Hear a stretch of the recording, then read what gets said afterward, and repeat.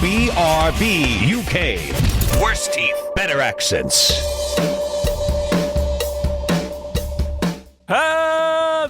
Hello, and indeed Telesto. It's BRB UK episode 516. Why have I just said Telesto? Because I've said Telesto. Telesto is besto. That's why. No more conversation about this. Telesto besto. Okay, good. Agreed. Aren't we, Tim?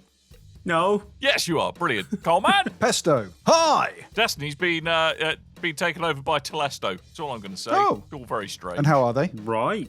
They're lovely. Good. Lovely. Lovely purple little sparkly balls of loveliness. Like Great. I've been described similar. I feel this might need some more Have you? explanation. Really? So Telesto is Yep. the gun in Destiny, which is renowned for always breaking. Okay. Right. Whenever they do a patch, it's like, Telesto's messed up again. And it generally breaks in weird ways. But now it seems like they've purposefully broken it, and it seems to be part of some kind of community puzzle. Oh, okay. That's quite fun. Everyone's trying to work out why it's broken. Because it's Leaning like into it. obviously purposely broken. Like they added like sparks and smoke to the gun until you hold down reload and then your character punches it and then it works normally. Sparkles. Telesto! Telesto. Yeah. Telesto! Great. Anyway, hello. Hello, it's been what a week to be alive. What a in video week. game chaps. What a week. We are properly into pre-Christmas release schedule now. Yep. We've It's good times. we've passed Brocktober, and now we're into the last couple of November games. high. The last couple of games in No November. money, November. Yeah. Nice, Tim. But It's probably best that you play video games. Other solo pursuits aren't quite as family friendly. Let's face it. So Are you telling me But you I'm may- no Don Draper, anyway, basically? Yeah? I'm going to stop now. I'm going to stop now. Okay. okay. So it comes as no secret, chaps. We've probably all been playing a bit of God of War. Yes, but we've also been sent a game that we have to talk about and first and get that out the way, so then we can all talk about God of Well, War. that sounds sensible. Yes. Sorry, we have obligations. Boo. Boo. Well, not boo. Thank you for sending us a review copy of a game. Yes. But yes, I shall pause talking about one baldy angry man and Boy. let the other bald angry man Angry do his dad and thing. boy. Hello, Angry. bald angry man. Fair enough.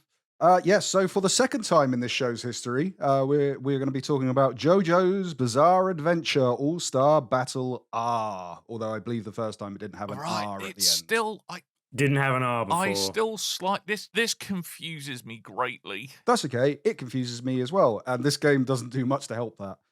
So if you don't know, this Right. is a remaster of the JoJo's Bizarre Adventure All-Star Battle, which was available on PlayStation 3 and Xbox 360. This is now Right. available on PC, PS4, 5, Xbox One, Series X, S, and the Nintendo Switch for £44.99. Ooh.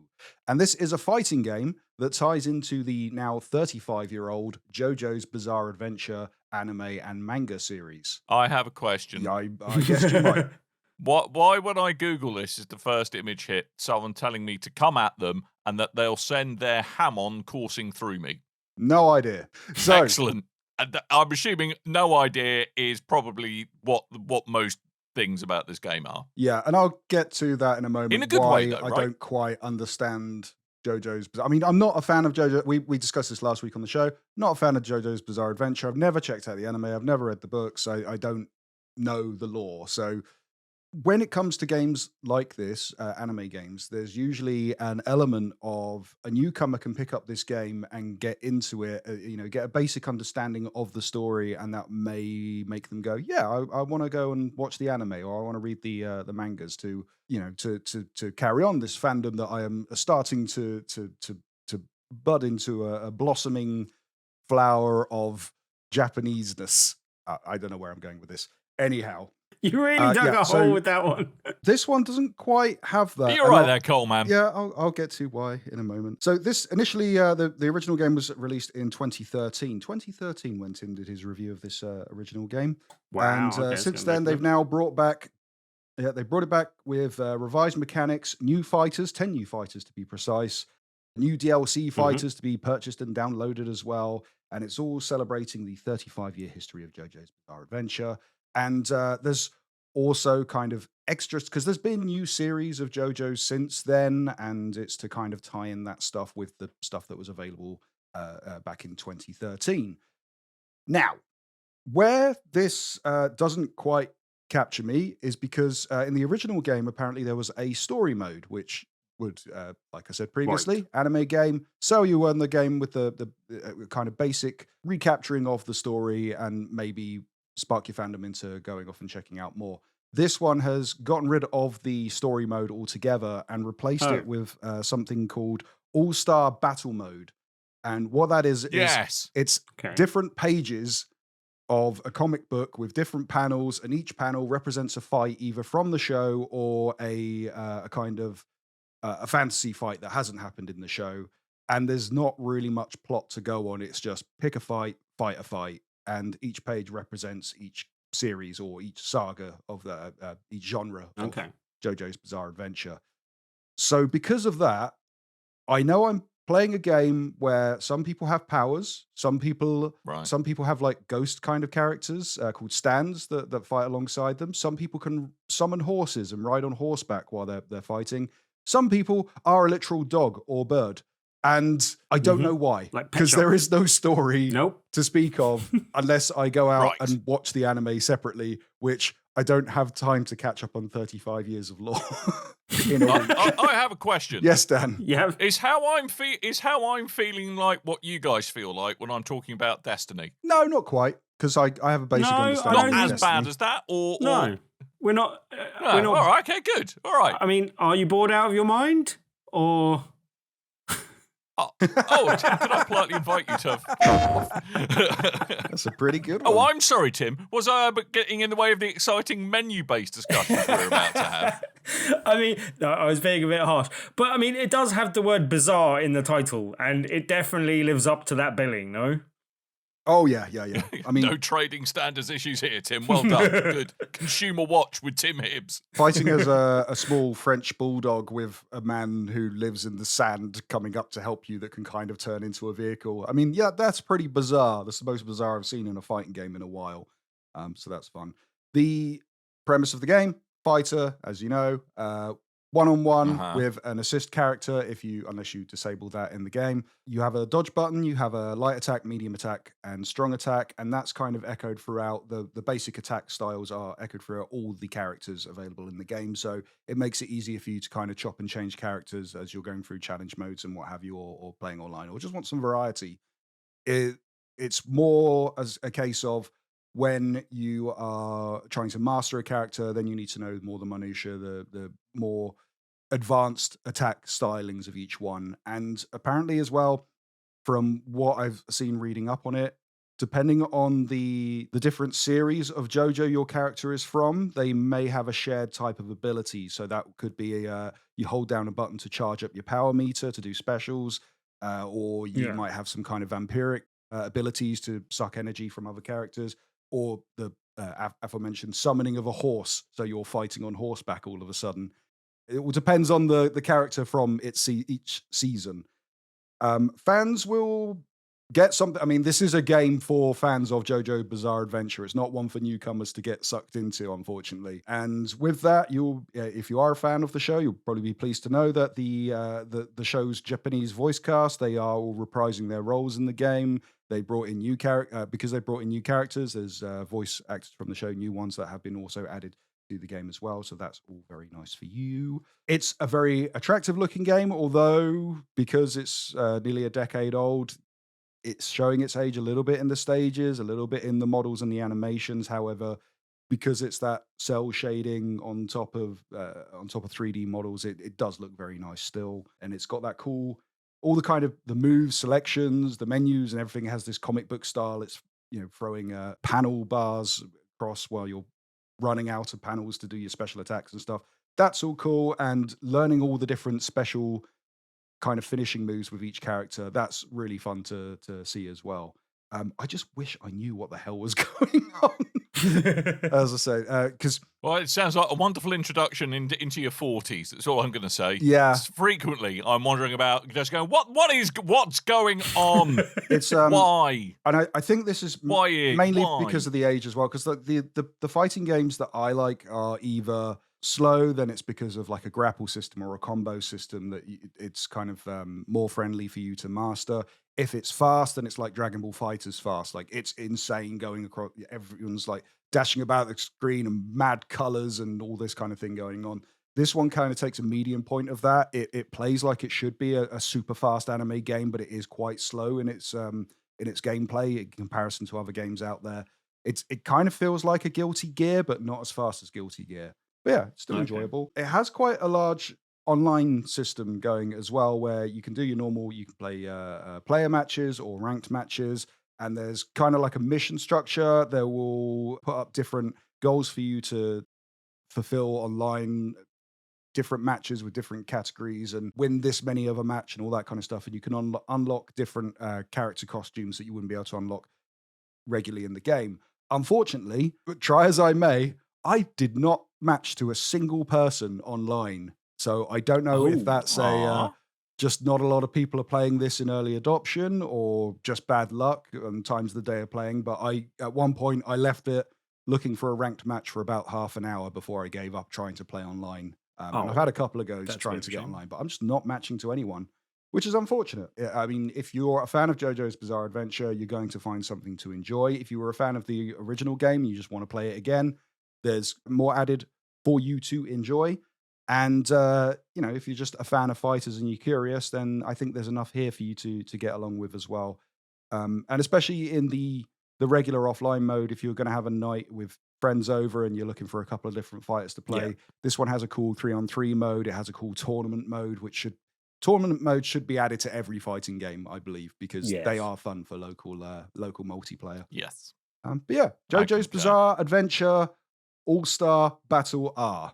Available now. Yeah, I have a question related to the title as well. Do you think, I presume the R stands for remastered, basically, yeah? I'm assuming so. Do you think they just ran out of characters? Couldn't make it the title that long? Oh, you think they put remaster at the end, but it didn't fit on the store page? Sorry, mate. Didn't do well with focus groups. They all fell asleep halfway through reading the title. I will admit, like one of the reasons I wanted you to get familiar with it though is because I thought it would make it more fun for when we do our fighty, drinky evenings, and it's more fun if you've played the game before. It makes it a bit more competitive. So I thought it'd be a good one for that to throw into our roster of games. And also, it's got quite a large roster of different characters to get to grips with, which, I think, makes it a good one to actually play through and learn what you're doing with some of the characters, at least. You can play as a bird with ice powers. That's cool. Go on, Dan. I have a question. Now, we've all established you don't know what the heck is going on in this game. No. But what I would like to hear you think might be going on, and what you think the plot might be.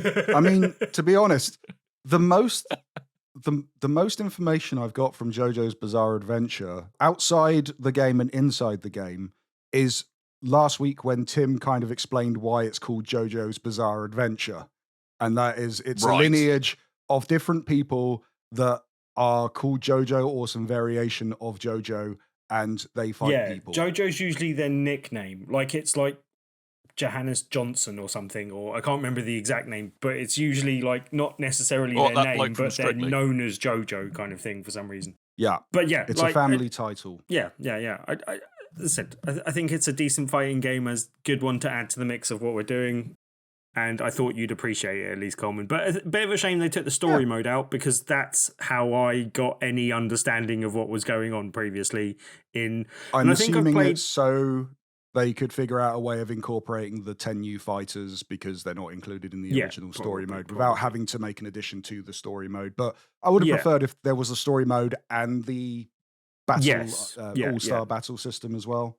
Yeah. If anything, it's piqued my interest to check out JoJo's Bizarre Adventure somewhere down the line, which I know is probably a popular choice because it's a very popular anime. Well, fair enough. Right. God of War. It looks as mad as a box of frogs. Let's talk That's what about I God can of say War. about it. Let's talk about God God of of War. God War. of War. Board, The not continuing plan. adventures of angry dad and boy. And increasingly stroppy son. So, true to my word last week, I did manage to get this a day early. Unfortunately, Ooh. I didn't realize there was a 2.5 hour patch to install before I could play, and I Hey! worked quite late, so I went to bed instead of playing Oh. this extra. Well, let your console time zone changing shenanigans take note, Coleman. No, physical game. How did you? Who? Someone broke Stoke Yeah. Date. Yeah. I went digital. I went digital as well, as it's a game I I'm just read it definitely because not I going to just trade couldn't be in. And, bothered. yeah, and I didn't want it to be Yeah. late. That's fair enough. Yeah. It was about £10 cheaper to get it physically rather than digitally. So Yeah. I thought I'm getting more physical games That's fair lately enough. because they're just so much cheaper lately. Right. If you don't know, God of War, we all played the original God of War. It's Yep. Kratos following on his adventures of killing all the gods in Greek mythology, and now he's gone Run into out of hiding. gods. Yeah, he run out of gods, so he's hopped over to the world of Norse mythology, and he's been hiding out there for a while, where he has gained a wife and a son, and And a sad beard. He grew And a then sad lost a wife. beard. yeah, sad dad beard. So the game began previously where he lost his wife, and him and his son go on an adventure to take her remains to the lands that she is from to scatter her ashes. And along there, hijinks ensue. So, Indeed. game ended. If you 100%ed the game, then there was a kind of a little hook to make you go, ooh, new game coming. And that is the start of this game. It's been some Yep. time after the adventures of God of War. Now we are in God of War Ragnarok. We're in the winter that happens before Ragnarok, and some things have happened. Atreus is now a stroppy teenager instead of a stroppy boy. We have Kratos and Atreus are still hiding out in their shack.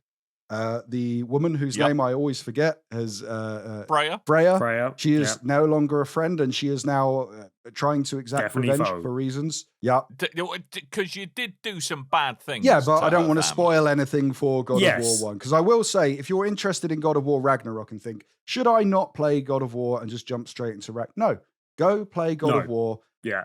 especially because there's a cool PC port available now. And even that, if you have a PS5, you can, I mean, it's included in the PlayStation Plus collection. So if you're Yes. a PlayStation Plus subscriber of any level, you could play God of War on PS5, but with 60 frames a second and Yep. beautiful HDR and all that kind of stuff unlocked, available to you.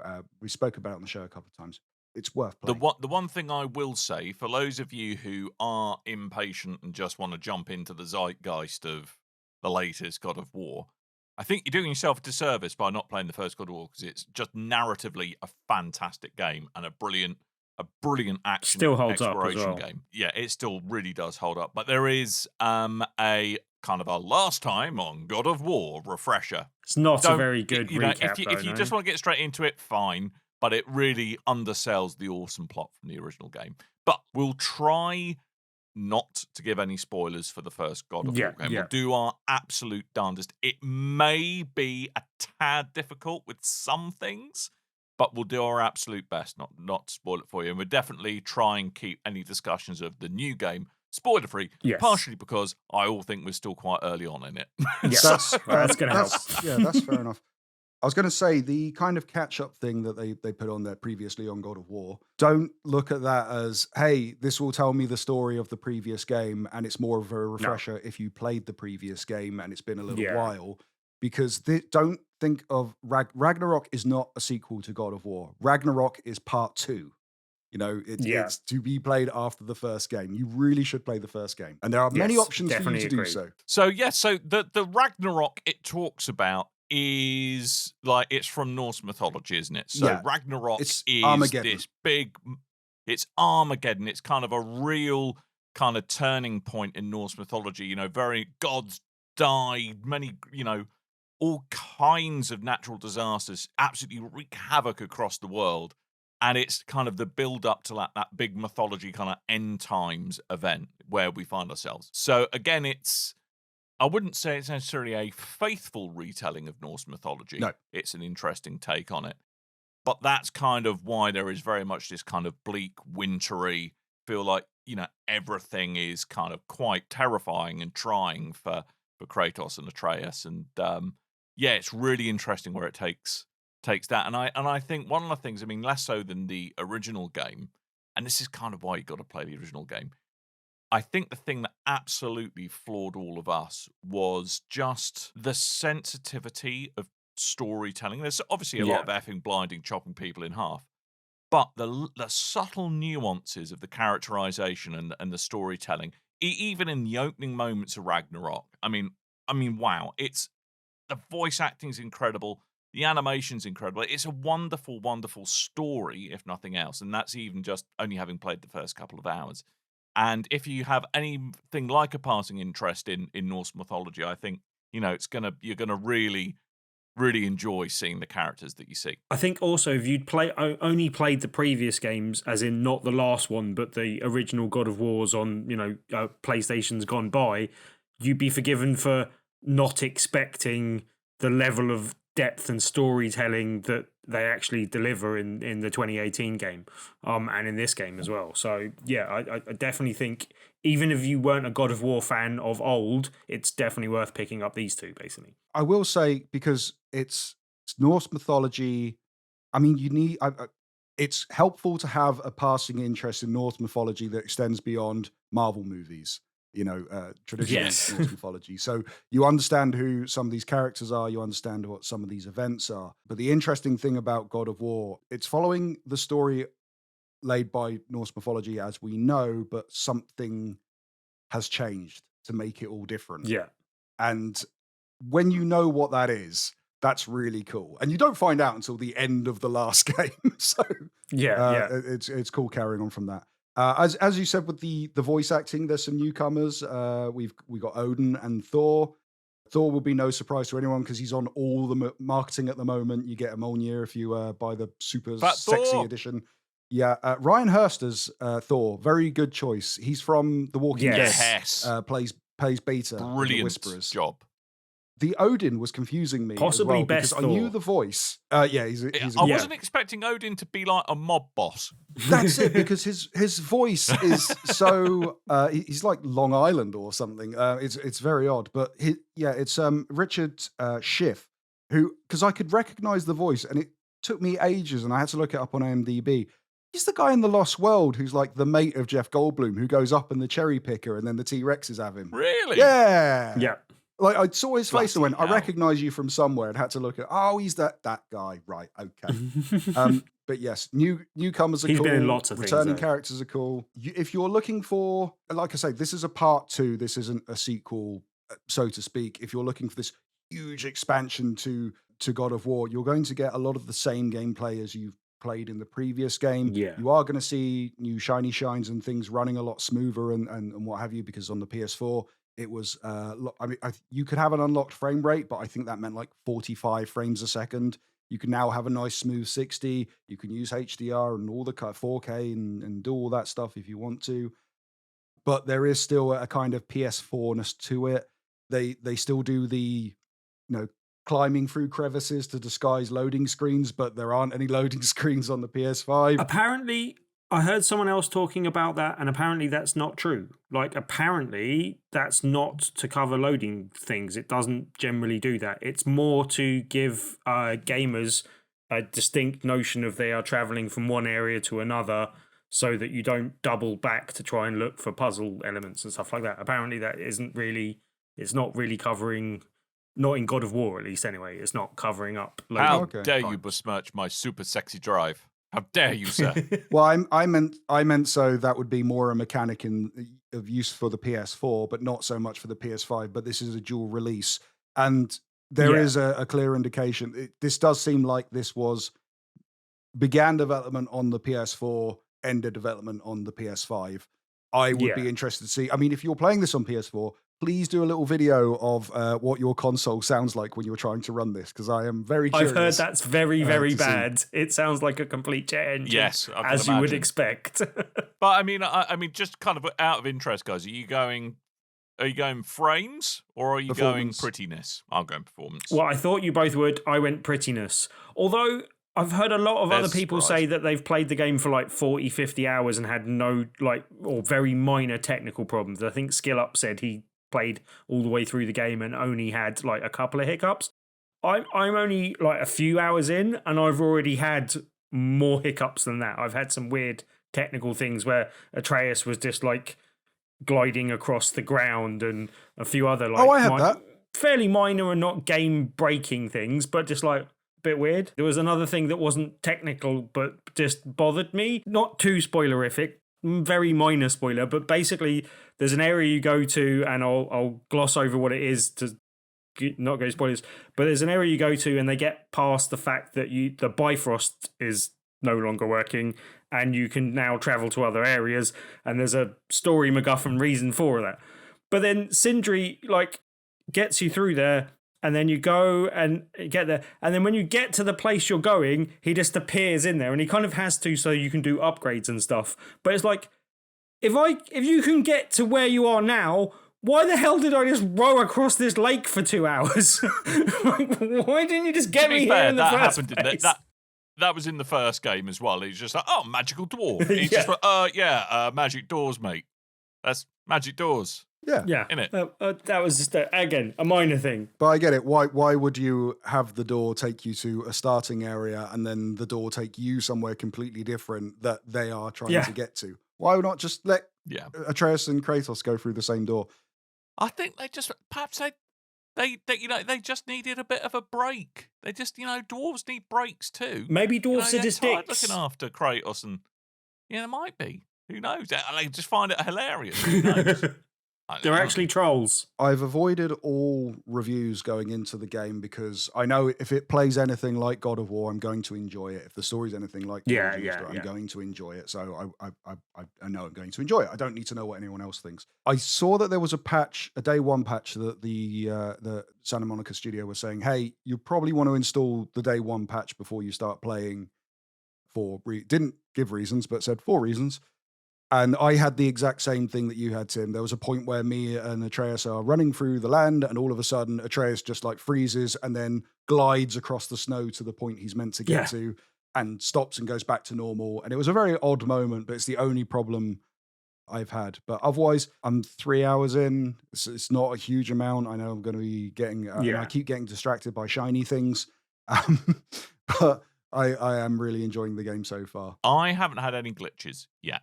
Okay. And it sounds like I'm at about the same point as you, Tim, by the sounds of things. Right, yeah. I think I see what you mean about that there are some certain trappings that kind of hint at its PS4 legacy. And I'd imagine they kind of had to do that by design since it is out on the PS4 as well. I agree with you, but it wasn't don't get us the wrong. pinnacle of PS4 games. This is though. no slouch, this game. Yeah. It's no slouch at all. It looks phenomenal.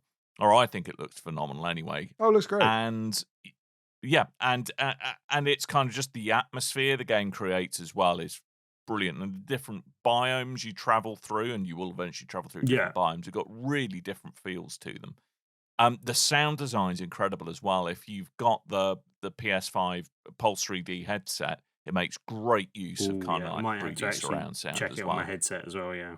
It's well worth playing with headphones on because there's some really great little audio cues, and it really helps immerse you in the world. I have some Steel series for gaming, but for games like this, I use the ones that I podcast with because they have the noise cancelling, but they also use the 3D audio. So it's one of those things where I don't particularly like playing with a cable from my headphones to my controller, but it works perfectly and it sounds so good. Yeah. But this is one of those games. And seeing it's built on the PS4 version of the game, and like it, I mean, I'm sure if you put them side by side, you're going to tell some differences. But jumping from the PS4 to the PS5 game, I'm looking at it going, yeah, it looks exactly the same in my head. But More that means, volumetric beards. It's not this amazing powerhouse of a game, but it means that they've got to put so much behind it to make it run as well as it does. And PS4 games aren't ugly. Just means that you can put more into the opening the world up and how smooth it runs and all that kind of stuff, and I kind of prefer that. I mean, I think one of the things I also appreciate this with Ragnarok. I mean, usually with these games that are kind of direct sequels, you have that slightly awkward, oh, your powers have gone. How did that happen? And I'm actually quite impressed with the way that this game handles it. It might be that it's been a couple of months since I played the original God of War, but there's nonetheless kind of silly MacGuffin where it's like, oh, you got hit by the magic stick and now you've forgotten all of your powers, and isn't that dreadful? You still feel like quite a powerful character. It just feels like everything else has got stronger around you. Yeah. So I really like the way they've handled that, and I still love the way the game's shot as well. It's like this kind of continuous one-shot game rather than switching between lots of different scenes. And I just love that. That is still a technical marvel.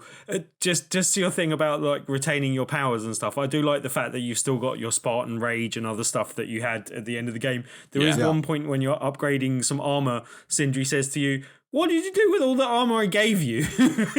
And you're like, "Oh, I used it."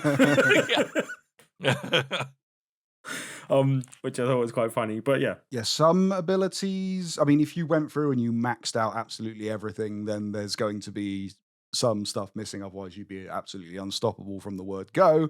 But it's a nice medium where, I mean, where they start the game. There is a point where Kratos goes to get his equipment, and it's like you're just picking up the necessities you need to get going, and it feels right, you know, for the start of a game to carry on like that.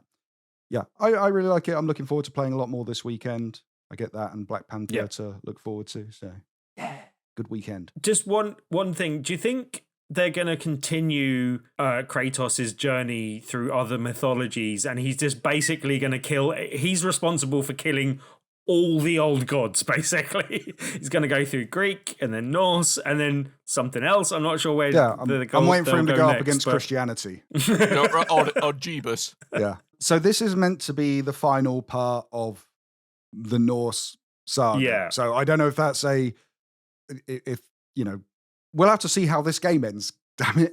'Cause I have no idea. maybe they kill off Kratos at the end. Who knows?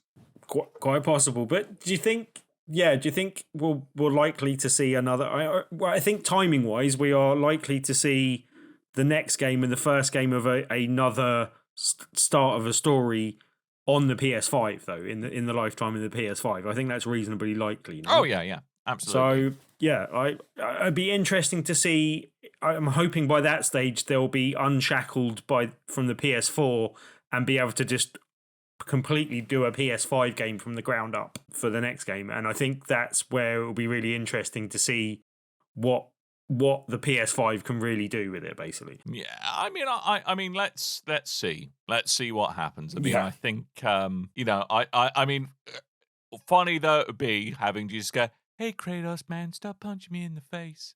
I have a duty." That's your Jesus, is it? You know, that's my Jesus. Pretty good. That's my Jesus impression. Hi, Tim, Jesus here. Mate, have you seen Jesus in the pictures? He's ripped. He wouldn't sound like that. Yeah. I would sound like that. It's all the steroids he's been taking. Doing his pull-ups on the cross. All the steroids mean that I have only 2 very small little testicles in my loincloth. Shall we do the news? Because I got a feeling we're going to talk about Why God are of War you more afraid not next going to week. offend somebody? No, Just not at all. slightly. What? Gets banned in America. No, I just really don't like that voice you're doing. I really don't like this voice I'm doing. Yeah, it I upsets just say me. you don't like this voice, Coleman, because it's going to make me do it even more. No, it reminds me of that You know, man that it used to will. sneak into my Jesus, school yeah. when I was a kid. What? What? Jesus used to What? sneak into your school as a kid. Let's talk about news. Yes. Right. Really? Nintendo did a Nintendo Indie Show me World. where the man touched you, Coleman. Nintendo on the toy. did a Nintendo Indie World showcase this week, and we've got a couple of points that we wanted to talk about. The show opened up with a game called Venba, which it's a family of Indian immigrants that have moved to Canada and are starting a new life and are using food to remember their culture. So you take control of the mother of the family while you're simulating creating Indian cuisine. And that's out spring next year. And I really like the look of that. And I like a cooking simulator game. And has an interesting story to it. So that's one that I liked the look of. It's what's interesting. It's kind of got God, I've forgotten the name of the game. Unpacking. unpacking. Kind of got that indirect storytelling kind of element to it, which I think's Yeah, and I think quite you're going to get that interesting. through a lot of the games shown off at Indie World Showcase, because a lot of them are very kind of Artsy. nice, lovely little artsy styles and interesting voice acting if they have voice acting, and plinky plonky happy in some form. It's Yeah. Blinky Blonky Happy. Blinky I Blonky saw a happy. few YouTubers. Blinky Blonky Happy. Yeah, I saw a few YouTubers not too pleased about the selection of games that were on show, and a few Why? people It's on cool Twitter that games. were a bit down on it. But I don't know. I think they're the kind of more indie style games that you're going to get on the Switch at the moment. Generally, with a lot of other things being sucked up by Xbox and PlayStation, fueling their subscription services, basically. The next game they showed off I quite like the look of as well, Goodbye World. It was it's a kind of story of two game developers and their friendship, and that being a kind of fraught friendship through the development of like the last couple of games that they made haven't been selling well and they're not doing too good. And then you play through like kind of old school Game Boy looking retro games, as well as the story of the two of them in a kind of 8-bitty kind of retro vibe itself. And the kind of the playoff of those two game styles looked quite intriguing, quite interesting. That's out really soon as well, 17th of November. So yeah, that looked intriguing. Yeah. Also, we had Have a Nice Death. Yes. Another Metroidvania looking type object. I think, this is a roguelikey type thing. Yeah. Which, there seems to be an overload of roguelikes at the moment, but this seemed like a reasonably good one. I liked the style.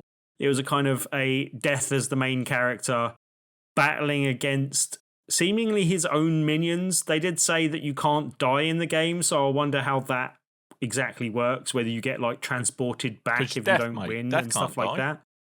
But Death doesn't die, I guess. It looked intriguing, nice cutesy art style, and the combat looked fun, and the art It style certainly looked looks good, stylish. So, yeah. But it's very difficult to tell exactly what it's going to be like based on what we've seen. But it looks fun. Yeah.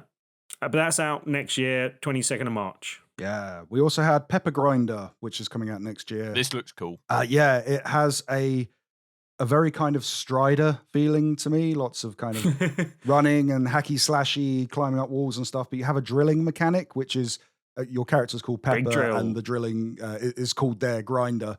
So Pepper Grinder. But yeah, interesting looking art style. Again, it's not someone recreating questionable dance moves from the late 90s. You'll be pleased to hear. No, I mean, yeah. Good. Pepper Little Bump and Grinder. I guess so. I'm glad it's not that. That's all I was going to say.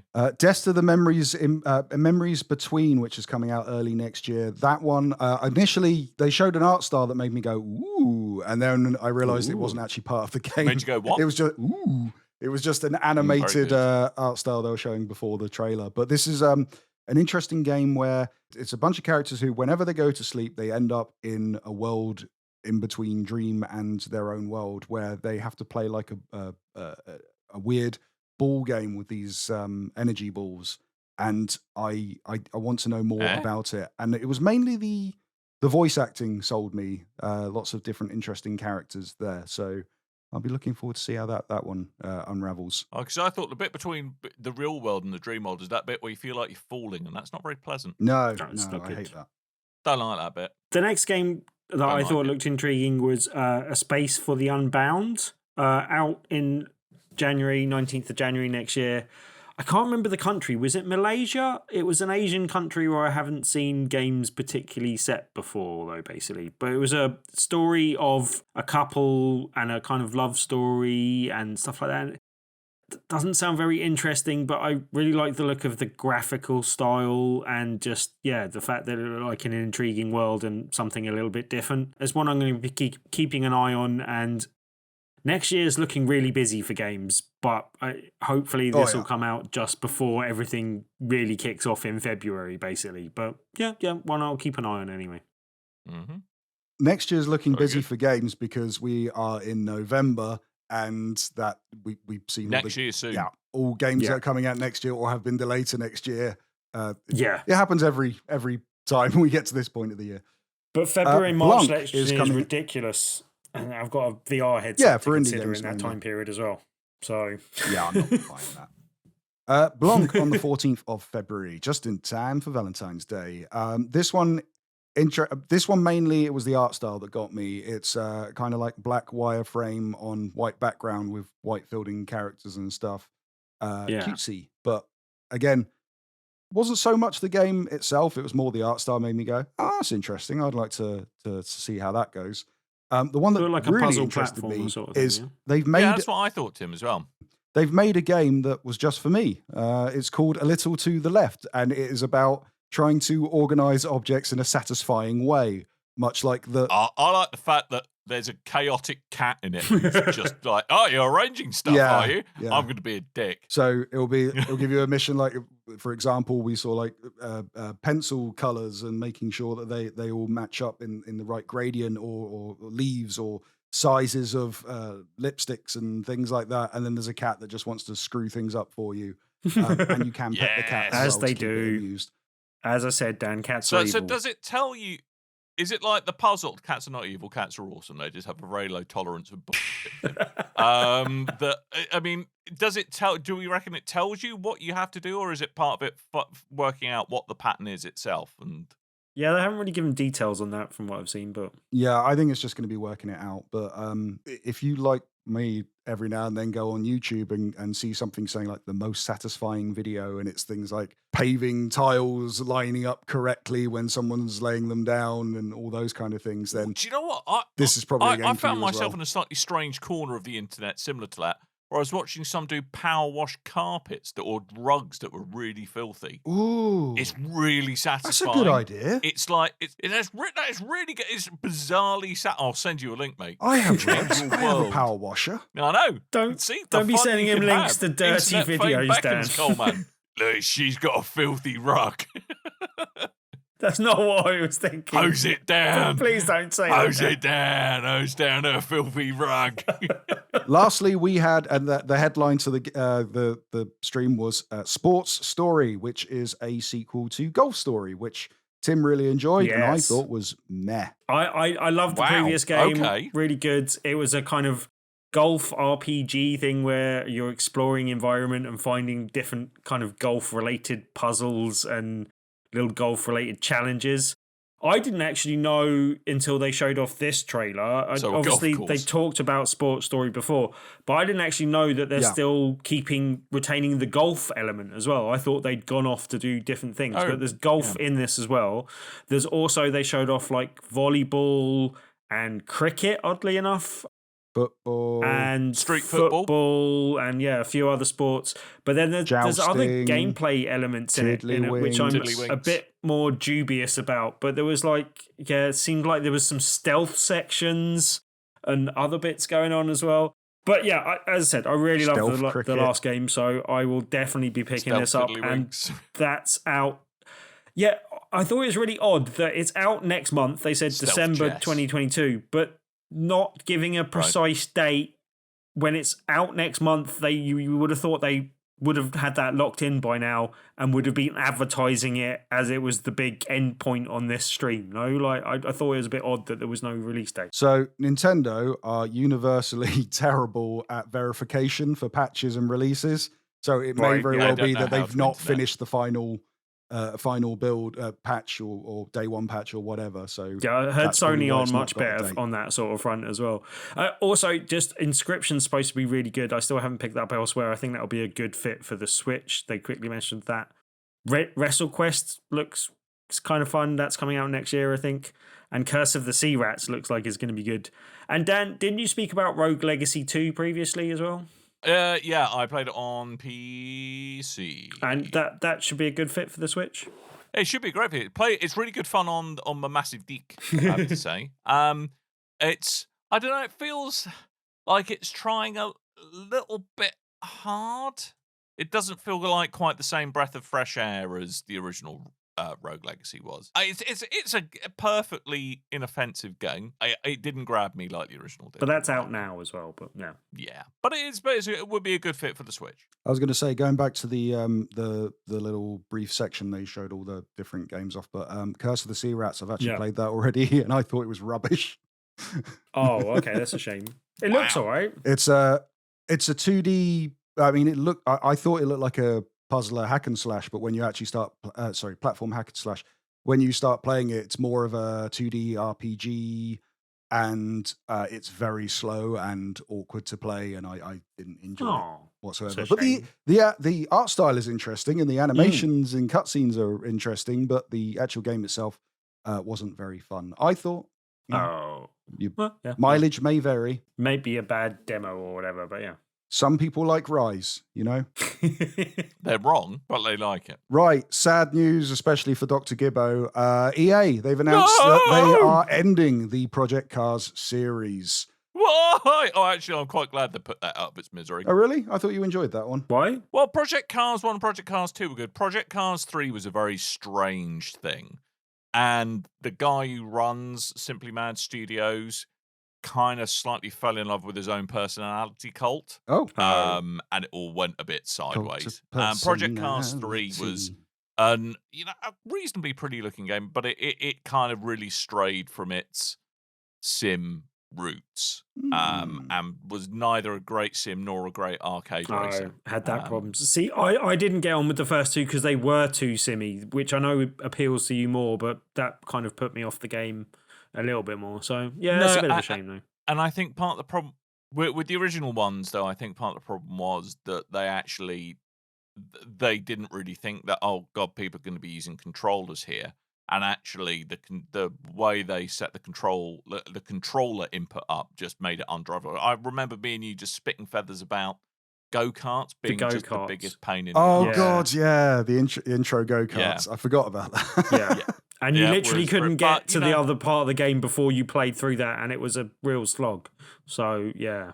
It was a real slog. But you know, I think it sounds like really the game, the long game with EA was to absorb the talent from Slightly Mad Studios, and I think they're probably going to find themselves in, you know, a lot of helping out with a lot of what used to be Codemasters, and like their F1 games, their the Dirt Rally games, stuff like that. So yeah. So if you didn't know, originally the Project Cars games, they were published by, I believe it was Bandai Namco, whichever way it was around at the time. When I did the Namco Namdai. Yeah, when I did the preview write up of the first game, actually, I went to the offices to play that, and I got to play on this is going back, Oculus Rift DK2 to try out the game. Yeah. And it was one of the most. That's a cool story. Well, no, they showed me some cool things about that game, because they were going through and go, you could pick like a historic race, the track and the event and stuff, and it will let you play in one of those cars that initially but it would match the weather to that. Really cool stuff that was implemented in that game. At the time, that was mind-blowing. It was. And then when I played on this is why it kind of blew my mind playing on the Oculus, there was a point where I damaged the car to a point that the bonnet had flipped up over the windscreen, and I just heard someone in my ear go, "Poke your head out the window," and you could drive with your head out the window to see past the damage you caused on the car. And I thought that was really, really cool at the time. I'm sure many games do that now, but that was a cool thing. It's sad that it didn't get the amount of effort that was put into that first game. It's unfortunate it didn't pay off in the way that they had expected. If you didn't know, Slightly Mad Studios, they were acquired by Codemasters in 2019. EA then purchased Codemasters in 2021 for $1.2 billion. And now Slightly Mad Studios is going to get absolved, and they're going to try and they're apparently looking to try and place as many people from Slightly Mad Studios within different roles in EA. We won't hear how that goes, I'm sure, unless someone gets really gypped and then goes on Twitter and rants about it. Or somewhere else. I heard they did lay off some of the janitorial workforce. So. Also, Prince of Persia Remake. Yes. We got rumors that is getting cancelled because all the pre-orders have been it's not getting refunded, and Ubisoft have had to come out and go, no, everything's fine. It's not getting cancelled. We just had to restart development, as you know, because we did say move along, please. Yeah, they put out an update on the blog. They've said it is coming out at some point. We just had to cancel the pre-orders because I'm assuming so long went that they can't really honor those anymore. I don't know how that fully works. Or the value of or the value of money has depreciated so much that they actually just want to give you the money back and charge you again and make it worthwhile. Could well be. I think there is a time limit on how long you can have a pre-order open without fulfilling the thing. I'm not sure exactly how that works. 307 years. See, No, sure. I don't know, because there were people that kept hold of their Last Guardian pre-orders from when that was meant to be a PS3 game, and I think they only just cancelled the pre-orders like a month before the PS4 game came out. So I don't know what the rules are. Yeah, but you see, they wouldn't have done that unless they had to. Surely, no, I don't know. I don't know how it works. And last bit of news we got this week, I thought this was interesting because this has been rumored for a very long time in some form or another, but Netflix, they put out a tweet saying that we're going to, they are working alongside the Coalition to develop a Gears of War movie alongside an adult animated series.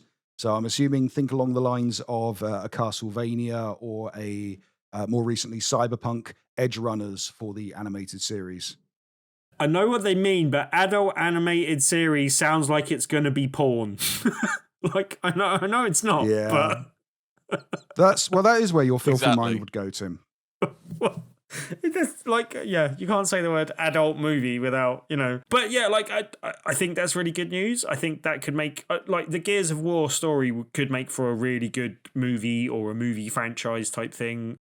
A lot of people speculating that Batista should be in it. Yes. And yeah, like, that kind of makes sense. It would be good to get him in. Like, he does make sense. But yeah, like, I think that's generally good news. I'm pleased with that. Yeah, I could totally see Dave Bautista thrown in there, not just because for years he has been championing the idea of a Gears of War movie that he wants to be in, but they did that whole thing where they brought the previous game over, the forward compatibility over to the Xbox Series X and S.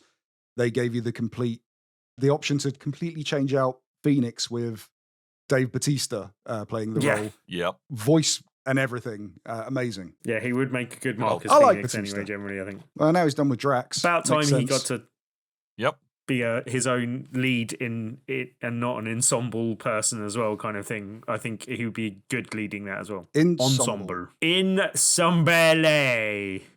Yes. Isn't that the group of people online who like get really nasty at women? The ensembles. No? That a different thing. Okay. Incel Wombles is what you're thinking of. Incel Wombles. Hey, that's all the news. No, it's not. No, that all gets banned. Oh my God, this went places. Anyway, I think that's it for the news. Is that it for That the news? is it for all the the news. now old? News has been used. The news is news. So News is now old. Yeah, it sounds like then we are probably limping our way towards the nether regions of this podcast.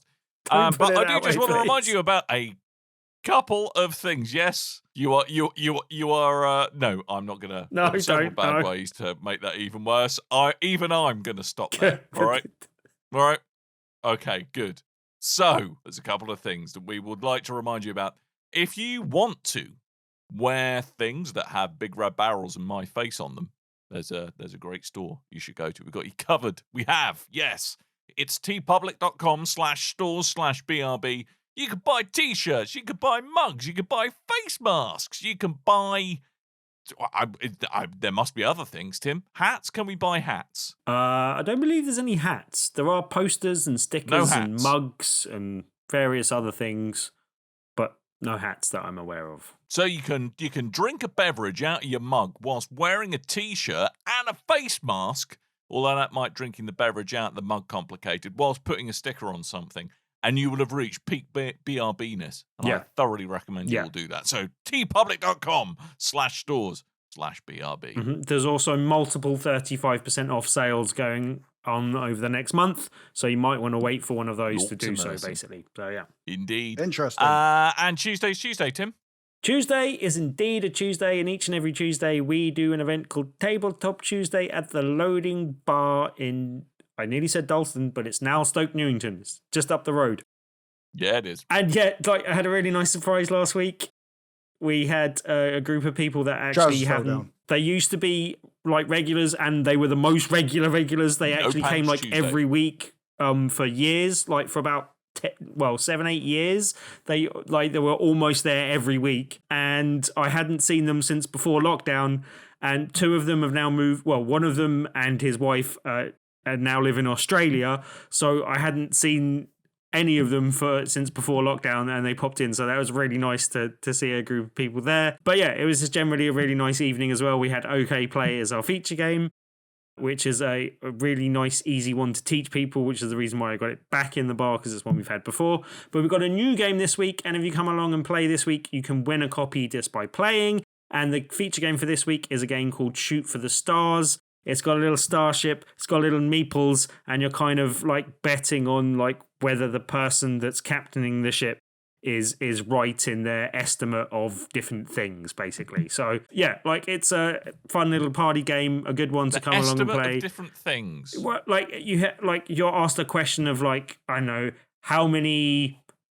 It's always like is that the last Rolo? It's a really big kind of thing generally. So it's like how many stars in our galaxy or something, that like to do a shoot for the stars Loads, type mate. thing. 4. And someone has to guess how many they think, and everyone else has to kind of bet on whether they're right or not. That's quite cool. And whether 6. whether they're jumping out of the ship or whether they're continuing Bit on. closer. But yeah, like it looks like a really fun game. I haven't actually played it before, but it's one I hope that I'll get time to play on Tuesday, because I want to see it for myself. But yeah, there'll be more details up on the top left-hand corner of Big Red Barrel. Or you can join the over 2,000 people in our meetup group. Search for Tabletop Tuesdays on meetup.com. Or just come along to the Loading Bar in Stoke, Newington on Tuesday. We'll be there from around 8 o'clock. And we do the prize draw about 10:30 in the evening. And you can win a copy of the game just by playing it that evening. That's Excellent. Tabletop Tuesday at the Loading Bar in Stoke, Newington. Go there to play Shoot for the Stars, climb every mountain higher, shoot for the stars. Other S-Club 7 You see, I was lyrics. going more for the welcome to shooting stars. Welcome, whoever you are. Yeah, but The stars have been seated. no one's young enough to Stars remember have been that. greeted, successfully seated. Old enough, Jimmy. But yeah. So come along and let's play shooting stars. No? If I'd Sure. known it was going to get you to sing, Dan, Coleman was I would not have said it amused. was that anyway. But yeah, it's not. But Yeah. But yeah, also as a little teaser, I may be announcing next week. It might be the week after, depending on when I get a chance to lock a few other things down. But we will have another event that will be coming up in January that I'll be announcing in the next couple of weeks, basically. So look out for that one. Cool. Also, Extra Life, Tim. Extra Life took place this week. Anyone that didn't know, Diarmed of previous Big Red Barrel fameage, and a podcaster and writer and everything extraordinaire. Unfortunately, none of us are doing it this year, so he has been taking up the reins and doing it himself, all off his own back. He always raises quite a bit of money. Obviously, it's a bit difficult to raise money at the moment because a lot of people are poor, but if you can give him some money and some love for doing his efforts in the last week or so, then please go along and support him, or just champion his cause and give him some retweets and some extra love there as well.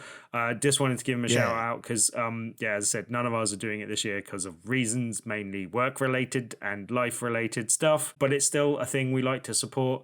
There were some other people doing stuff as well. If you don't want to support Diarmed because you don't like lovely Irish people for some reason. Support Diarmed. Well, I mean, support Diarmed. But why do you support but I'm Diarmed? just Stuff the saying, rest of there them. are other people, if you didn't like that are just, it's obviously something that's supported by a lot of the American I don't organizations. like anyone else but Diarmed. So, it was, the Giant Bomb people always support it quite well. And I Stuff believe the them. Kind of Funny guys did some stuff as well. So, Diarmed. you Forget can go them. and Team vote. Diarmed. Kind But of generally, support Diarmed, please. So, Giant I have Bomb. Why would I retweeted some of his support stuff them? this week, so there are links on my Twitter stuff as well. So, go and have a look there. Good. And I'm sure we can probably sneak in a link in the show notes. Yes, obviously, there's That's always putting it on links Coleman, in the but show yeah. notes, and there's always money in the banana stand, Michael. Also, this week, until I believe Sunday is the last day of streaming week for Geek Out for Gosh. For more details, go look up Geek Out for Gosh on. It has go look at the changed to website. Stream for Gosh now, I believe, is the thing that they're pushing more than Geek Out for Gosh. Okay, so stream for Gosh, Just saying. but go to that's raising money for the Great Ormond Street Hospital. It's a children's charity, it's a children's hospital, and it helps kids out. We're looking at some very scary times ahead of them, so any funding is welcomed. Go look out for them. Stream for Gosh on Twitter for more updates. But yeah, it's a good thing.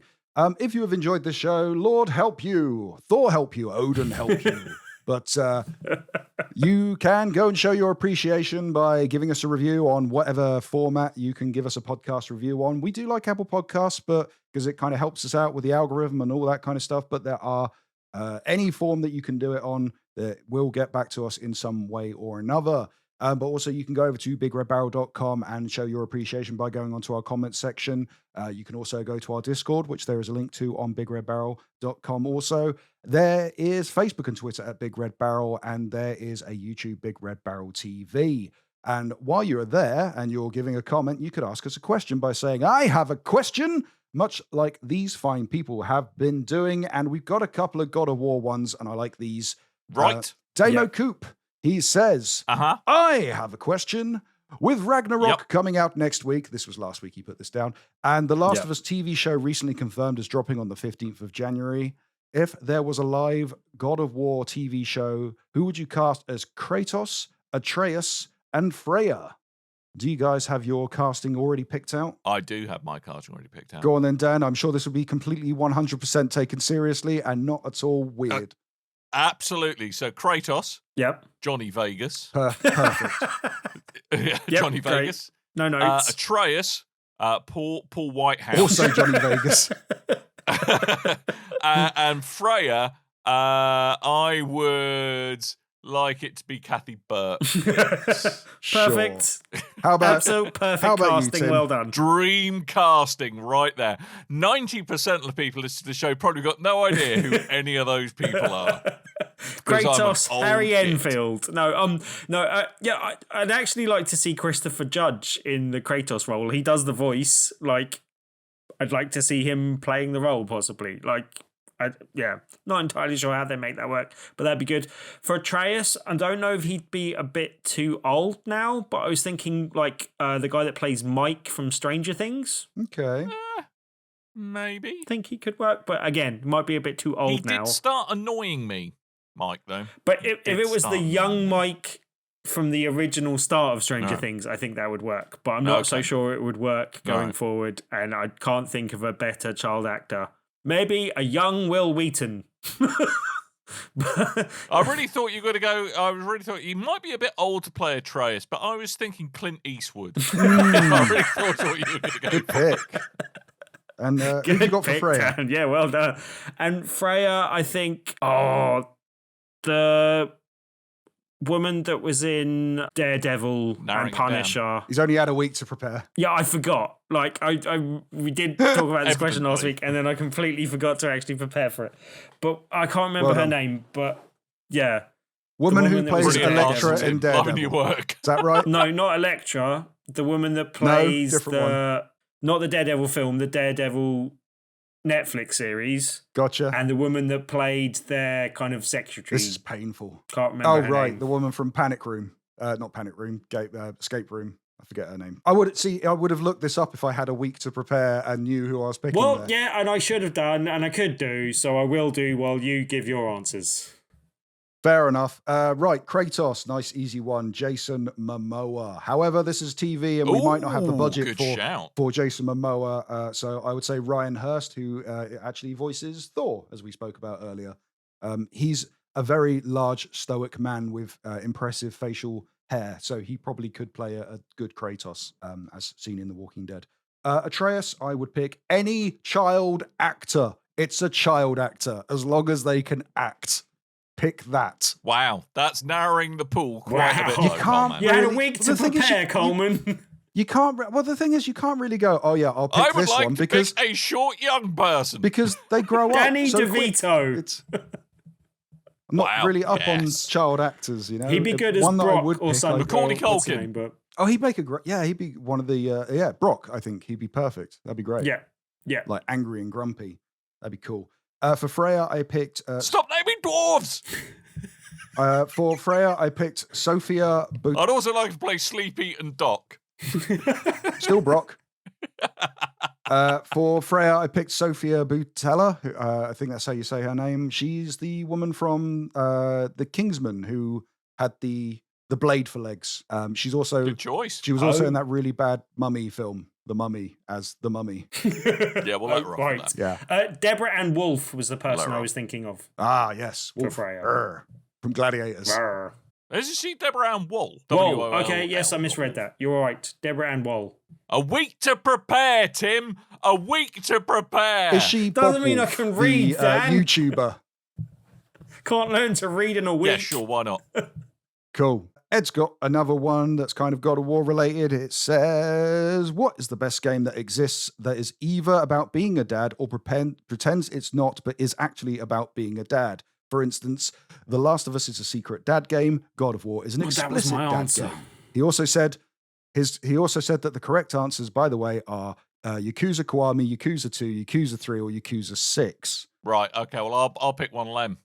The Last of Us 2 Ghost Dad Edition. You should pick Last of Us 1, which is Strangle Dad Edition. I would Strangle pick Dad. Dad Nice. Quest, which is the most explicit dad game in existence, where you become a part of the dad society, where you are a dad, you are assigned a child, and you use the child as a weapon. I love that game. Right. Octodad. Deadliest Also a Catch. good dad game. But the other answer that I will give, because Ed will hate it, Heavy Rain. Oh, controversial? Well, not that controversial. I mean, it's not a I think it good was- dad thing, but, you know, it's about being a dad and the loss of a child and stuff like that. Spoilers. We will save the other questions for next week, I think. But yes, please add your questions in. We're going to have a nice little stockpile to talk about in the coming weeks and shows and what have you. But thank you for your questions. Can I just, actually, I'm going to come in with a last minute one here. Go on then. Game about being a dad. Okay. Bioshock Infinite. Big Daddy. Boom. Big No, Daddy. No, there's not just Big Daddy. That's if you Bioshock, played that but game yeah. through, Bioshock Infinite, there is a twist at the end of that game. So I'm going to say, Partly written Game by about being Rhiannon dad. Pratchett, who's had a famous dad as well. So there you go. Bob Pratchett. Bob. From A Christmas Carol. Yeah. Good. Yeah, him.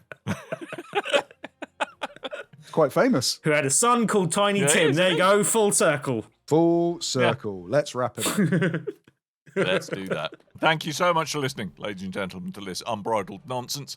We'll probably be back next week for more of it. Because, Why hey, do you want us no in a one's going to bridle, stop Dan? us. In fact, what? Unbridled. But why would you want You us can to be If you want, bridled? Tim. Got to contain the fun sometimes. Got to keep it well packaged in one place. I really shouldn't have gone here, should I? No. No, you really shouldn't have done. So anyway, we shall hopefully escape from the podcasting equivalent of budgie smugglers once again next week. So I don't know how we got there yes. either, but okay. We'll be back. Yeah. Tim, I'm just doing this to try and just trouble Tim as much as I can. Why don't you trouble? It's half the fun. It's half the fun Why I don't you have. just I don't trouble have as much Coleman time to play with video your- games with these your days. Jesus the only voice? entertainment I get is hi Tim's Jesus here. Is that what you're after? At least you'll Tim. trouble Coleman We're gonna try and twice. break you free. Once now and once while editing. Right, we're gonna go now because Coleman's regressing and he's starting to play with amiibos again. Oh no, he's gone back to amiibos. I know, right. So anyway, we're really going to stop this. So all that really remains Now kiss. is for me to remind you that I have been Dan. I might have been Tim. I have been chaos. been chaos. I went the other way around this What? week. Nah, it's chaotic. Chaos! I have been, like, little Yoda chaos. I have been boy. Anyway, so thank you. We'll be back next week. Hopefully you will be too. And until next time, dear listeners, toodle bye.